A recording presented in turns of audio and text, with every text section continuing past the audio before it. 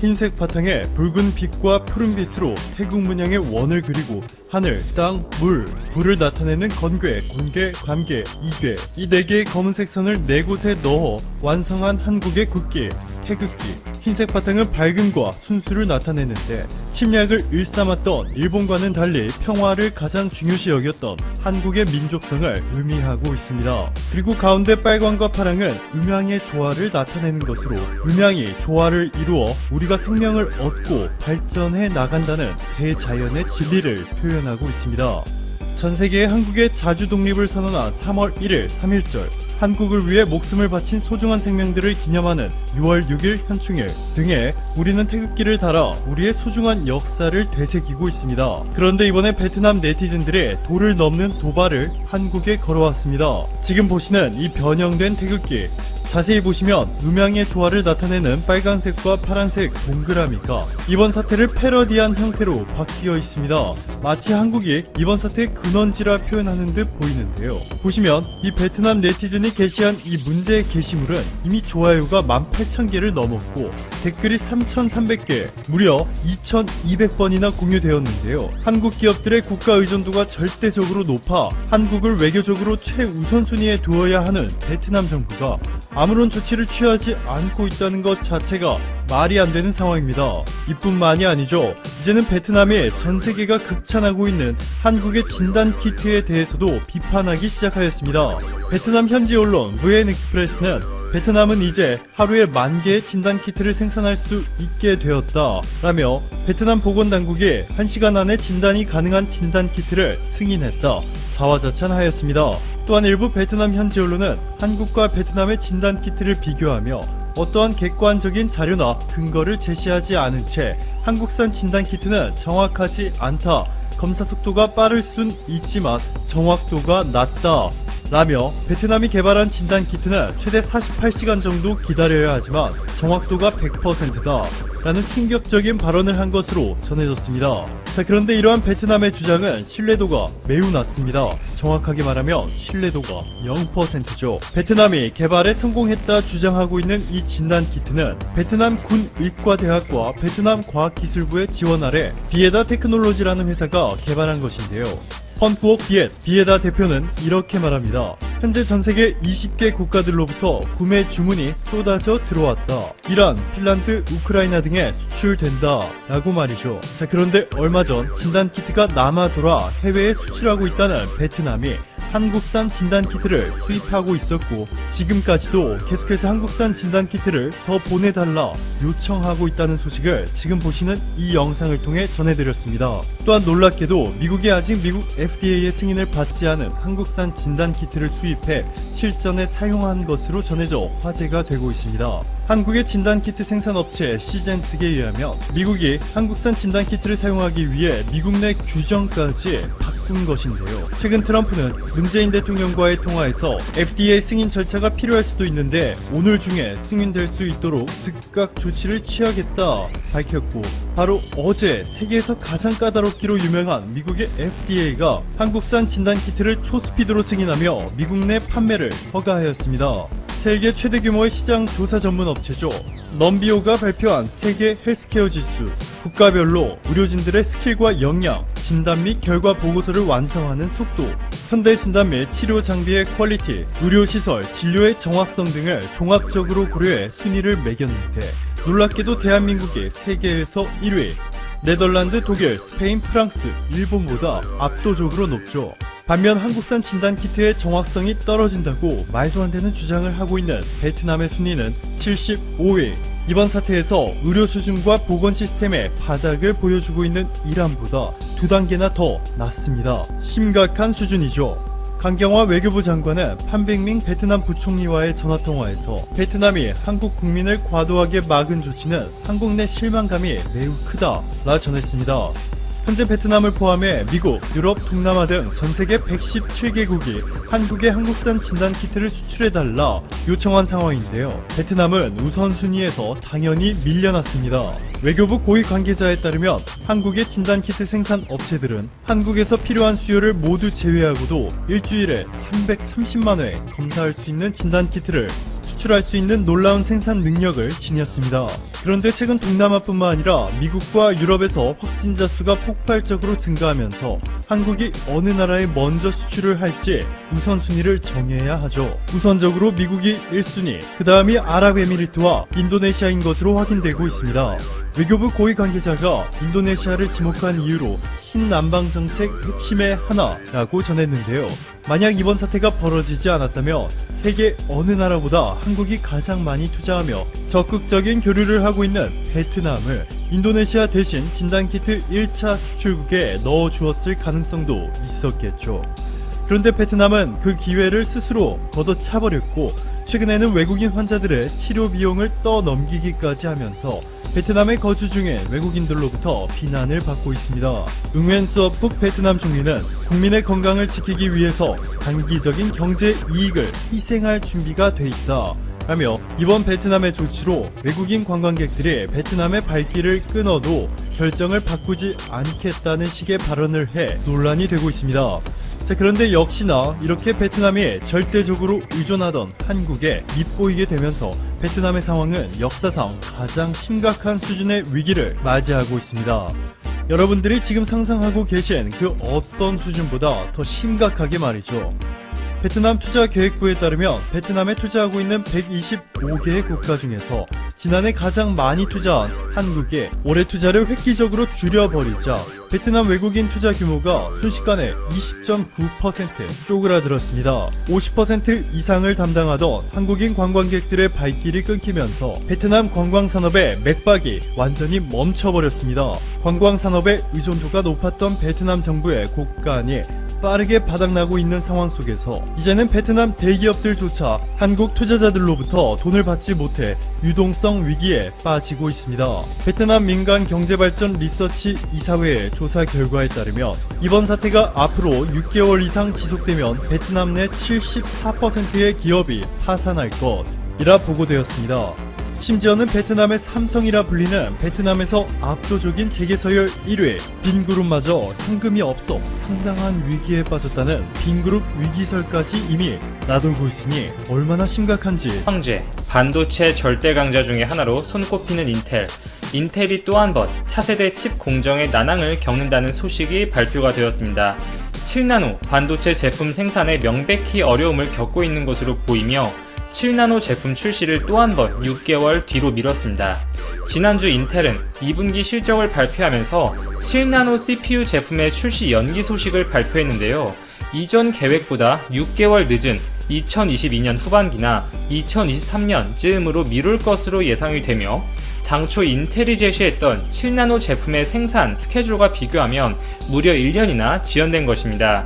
현 시점에서 예상되는 출시 시점은 PC용 CPU의 경우에는 2022년 하반기, 이 데이터 센터 등에 활용되는 서버용 CPU는 통상적으로 1년 더 늦게 출시가 되니 2023년 하반기가 될 것으로 보입니다. 인텔이 최신 공정, 이 미세 공정에서 상당 부분 뒤처지고 있다는 것은 어제 오늘 일이 아니죠. 2018년 하반기에 이미 10나노 공정 진입이 늦어진 바 있었습니다. 지난해가 되어서야 노트북용 CPU로 첫 10나노 제품을 발표한 바 있었으며 아직 서버용 프로세서나 데스크톱에 들어가는 제품은 14나노에 머물고 있습니다.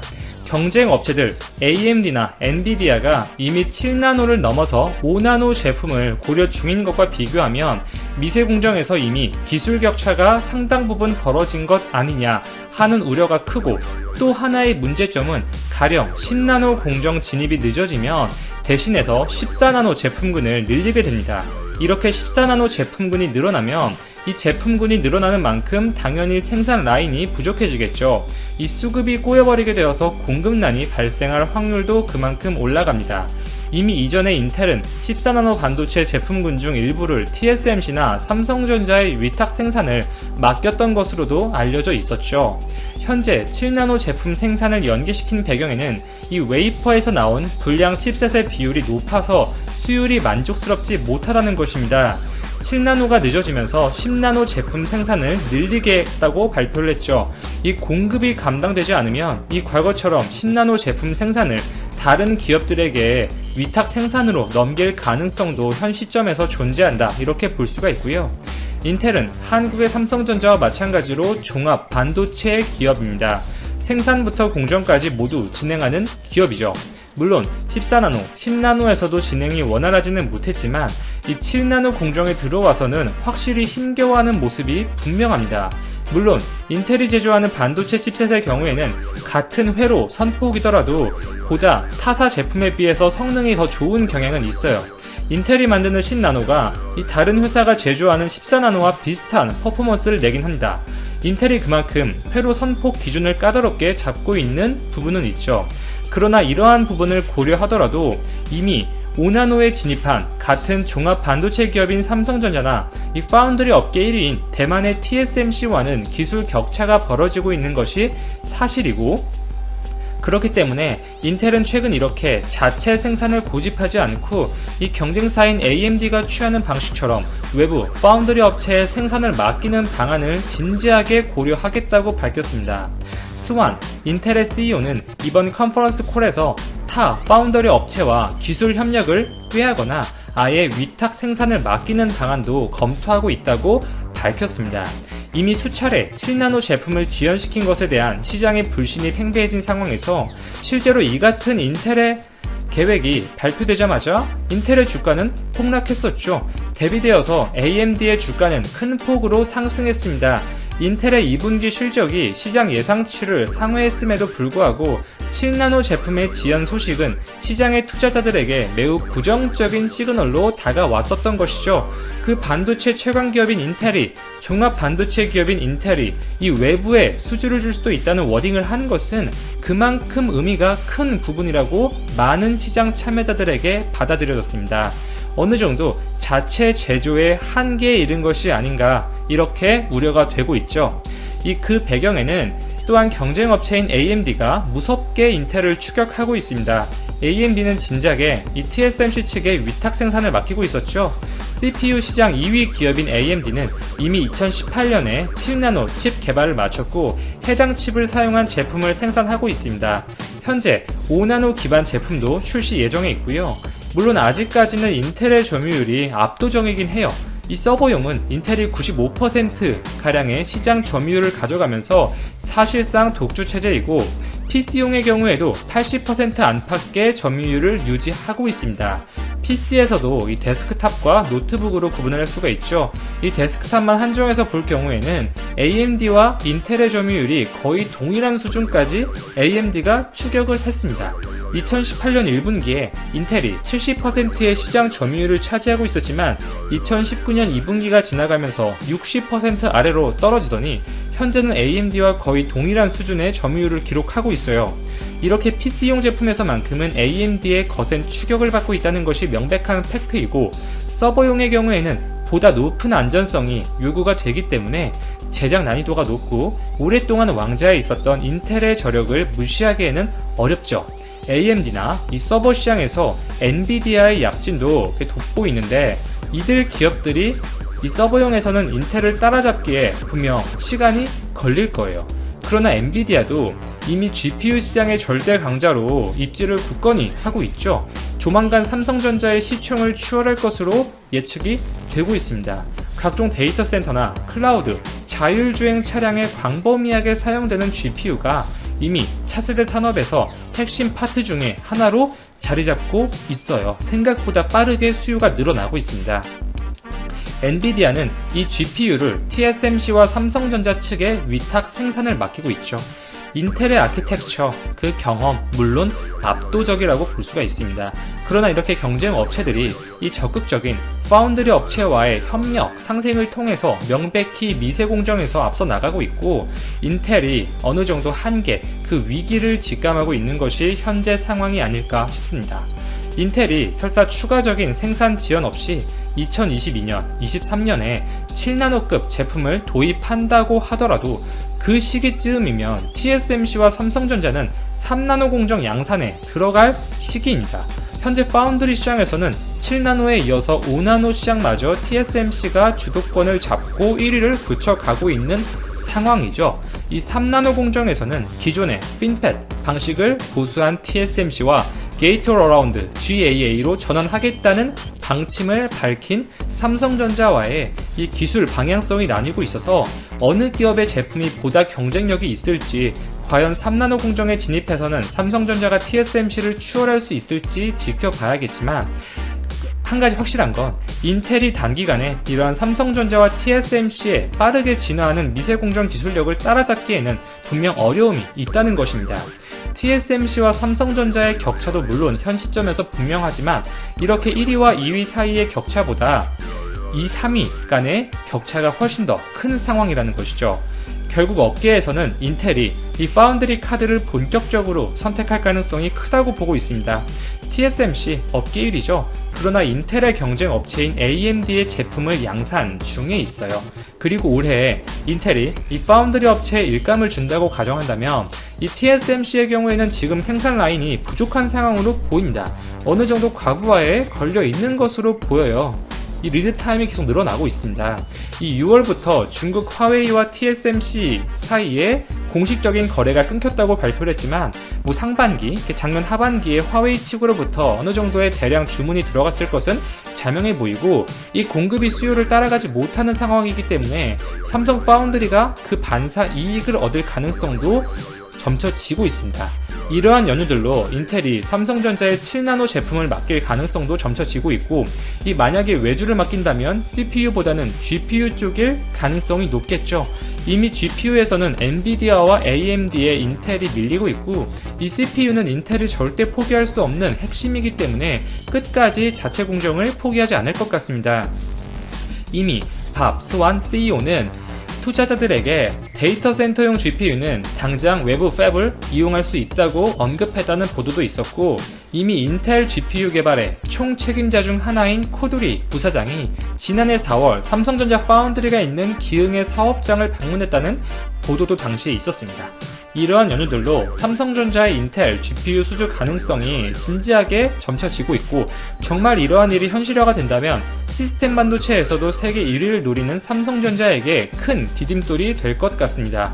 GPU, 더 나아가서 인텔의 CPU도 노려볼 수 있고, 인텔과의 협력은 전반적인 메모리 반도체의 판매에도 긍정적인 영향을 줄 요인이 되죠. 물론 인텔이 TSMC, 삼성전자 중에 어느 기업의 손을 잡을지는 지켜봐야겠지만, 여러가지 정황상 삼성전자의